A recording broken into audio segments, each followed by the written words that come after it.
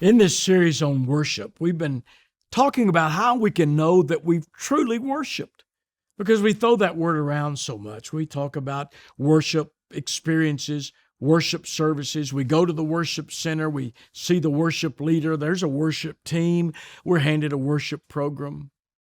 But how do you know that you've truly worshiped? And the pattern we're examining is there in Isaiah 6, in that beautiful scene of Isaiah, with that vision he had of the holiness of God.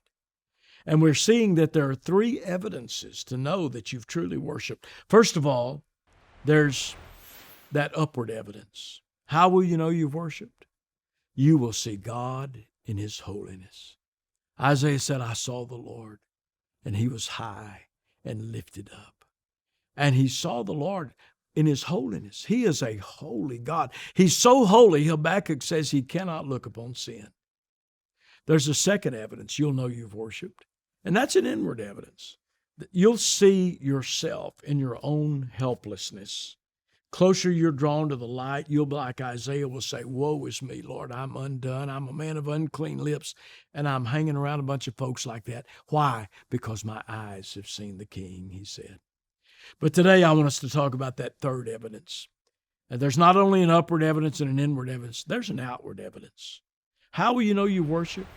You will begin to see others in a new light, in their hopelessness apart from Christ.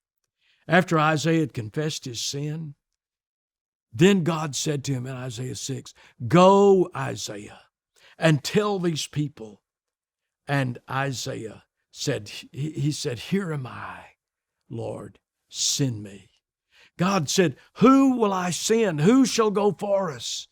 And Isaiah said, here am I. Send me, Lord, send me. You will want to be on mission for Christ. If you've truly worshiped, you can't keep it quiet. You will want to go and tell those people. Then, he says, I heard the voice of the Lord saying, who will I send and who will go for me? It's only after that worship experience that really hurt him. And then he said, here am I, send me. He didn't say, here I am. You know, that has to do with location. He said, here am I. That has to do with dedication. First, he dedicated himself. He said, here am I. And then he dedicated himself to service. He said, send me, send me. And God said, okay, Isaiah, go then and tell this people. True worship happens when your woe turns into your go. When you've seen God in the power and beauty of his holiness, and you've seen yourself in your helplessness, woe is me, and the woe, you know what'll happen? It'll turn into a go. Because you cannot worship Christ, see yourself as you are, come clean before him, without hearing him say, whom will I send? Who will go for me? And answering, here am I, Lord. Send me. The woe will turn into a go. There's an outward evidence. You'll see others in their own hopelessness. You'll see others as you've never seen them before, in need of Jesus Christ. And you'll want to go on mission to share the good news of the glorious gospel of Christ. Perhaps your Uzziah has died like Isaiah. That thing, that one in whom you trusted, and it's gone. Remember what he saw. He saw the Lord seated on a throne. God had not abdicated his throne. I don't care what your circumstance, what your situation. The Most High, as Daniel says, still rules over the thrones of men.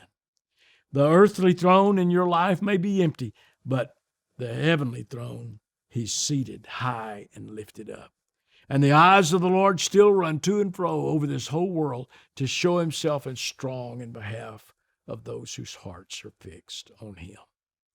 So worship him. How do you know you've worshiped? That upward evidence. You'll see God in his holiness.